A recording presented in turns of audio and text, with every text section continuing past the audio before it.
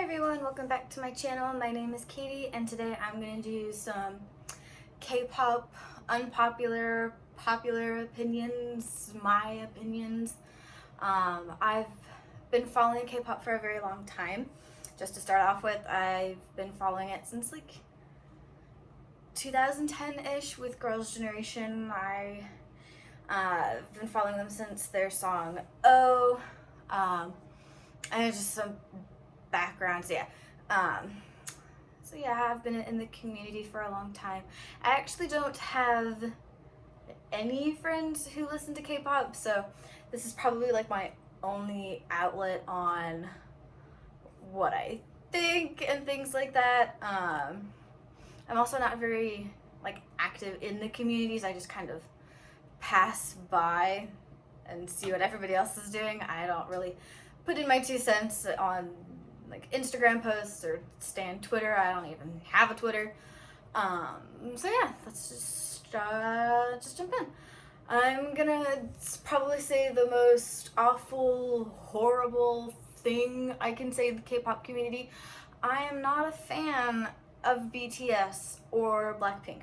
Now, I tried so hard to like both groups. I really did, and I think actually Blackpink had a really strong debut.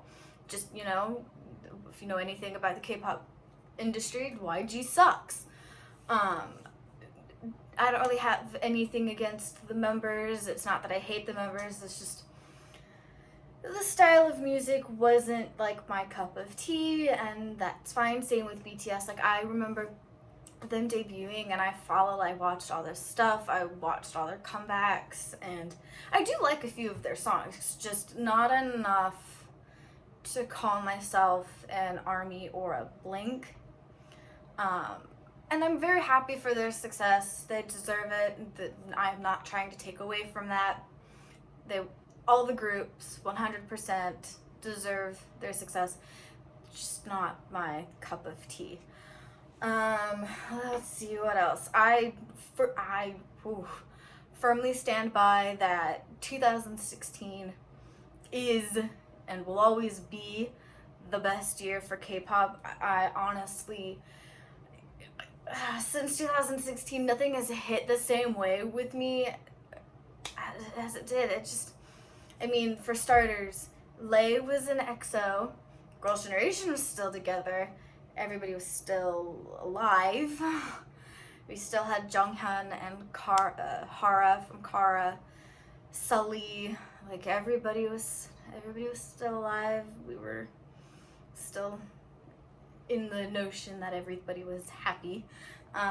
We had a shiny comeback. I mean, Blackpink debuted, 17's Aju Nice, which is now an iconic song.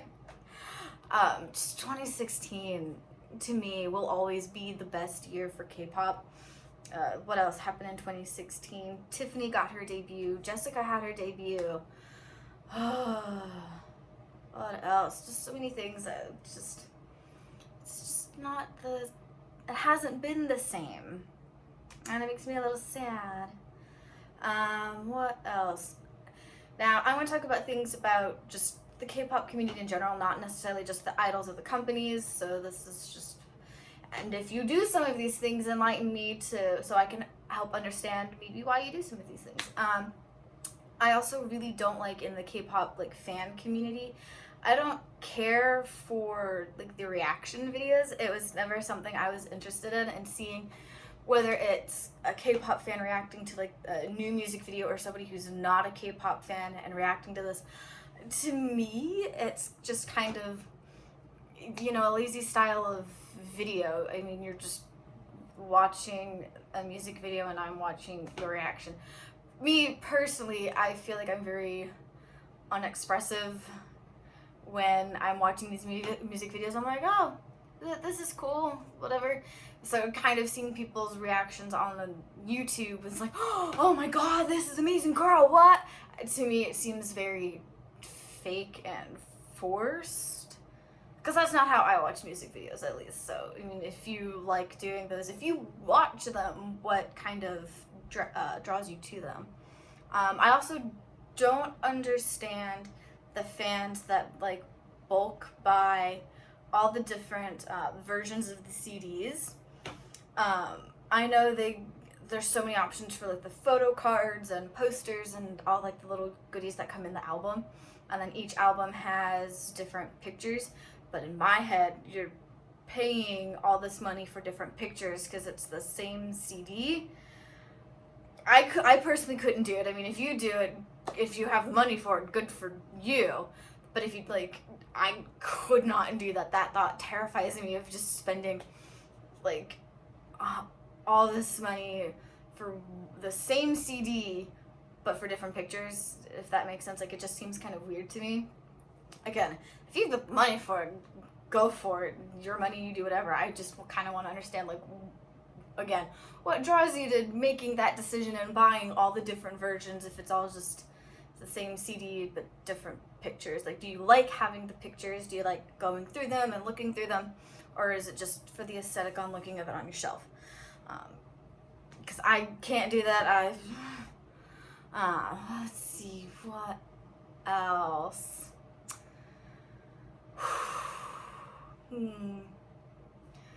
I don't particularly care for a lot of the dances nowadays, like all the, and even in Western American dancing, I don't care for like the twerking and all of the kind of sexual dances. I think it's kind of lazy dancing. I grew up in a very dance world. My sister and I both did dance. I have this very strong connection to dance. I love watching dance. So seeing these kinds of like sexual things, it's like, to me, it kind of loses credibility on your dancing skills. Just seeing you do kind of like sexual dance moves, I don't really see it. Or like doing things like the dab.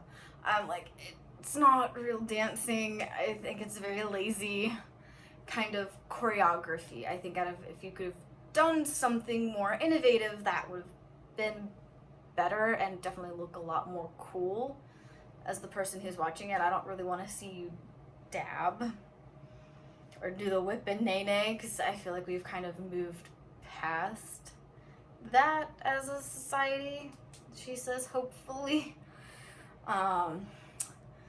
Let's see, what else? Like I said, I just kind of pass by it. I don't put a lot of thought into it 'cause I've been in it for so long. I just kind of like, whatever happens. Let's see. Yeah. The dating scandals are kind of, let me rephrase that. I don't care if an idol dates. I don't understand why people have such a hard time with their idol dating. We're human, that's what we're supposed to do. What's wrong with dating? I don't see why the idols need to feel like they need to apologize or tell every little detail of their lives to their fans and kind of get their fans' permission. I feel like it's really none of our business. Like, how does who they date affect us? They're not paying my college tuition, they're not paying my housing, they're not paying anything. Why does it matter? Let's see.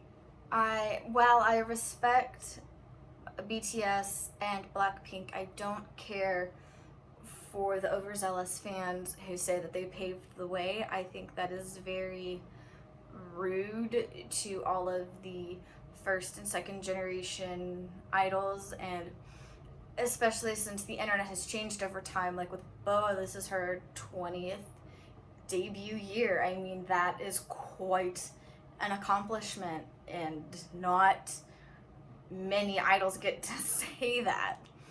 And again, YouTube, where it was in 2005, like when Super Junior was around and Boa was in her 5th year, and all of these other idols, it's like YouTube has definitely changed from 2005 to 2020 in 15 years, and success is all relative in what it is. I mean, Wonder Girls went on tour with Jonas Brothers, Crayon Pop went on tour with Lady Gaga. Wonder Girls and Girls' Generation came on American news and promoted their song Nobody and the Boys. I mean, it has all kind of changed, and just because it's not the older idols don't have what the newer idols have today doesn't mean that the older idols weren't successful. So I don't particularly care when old BTS or Blackpink fans kind of say that they paved the way, because Blackpink's only been around for 4 years. It's kind of hard to pave the way in 4 years. Again, they deserve their success, but I think it's a bit of a stretch to say that they paved the way. They've definitely made their statement in the K-pop community, and that is great. I welcome new fans with open arms. I mean, come and join. I mean, it just seems a bit rude, especially since we had the passing of 3 very iconic idols, and like that's very disrespectful in my opinion to kind of disregard Kara, FX's and SHINee's achievements. I think it's very disrespectful. So I really loved Wonder Girls and Miss A, but I feel like JYP kind of ruined them by focusing on the one song. So with Wonder Girls, it was Nobody. Like, he milked that song for so long that they could never really kind of get to the same success that their counterparts of Girls' Generation and Kara did. And then he kind of replicated that with Miss A, which, and that group only lasted 5 years. So I feel like if you're really new, you're not gonna know who Miss A is. And I think he did that with Bad Girl, Good Girl, and it was just like on all of their album releases. And so I'm really happy that he kind of went away from that with Twice and ITZY. Now, I don't really listen to ITZY stuff, and I'm more of like a casual listener of Twice. Again, I like their stuff, but maybe not enough to call myself a once. But I'm really happy that both girl groups were able to kind of, JYP himself, go away from just focusing on that one song and kind of give them like more stuff instead of just focusing on that one song. What else? I think that's all I have to say on my unpopular oh, no, that's not. Haha. I feel like I'm gonna start some ways, but I don't know. I feel like it needs to be said. So like a few years ago, so maybe about 5 years ago, or when they were even in like their debut kind of rookie stage, it was always EXO against BTS.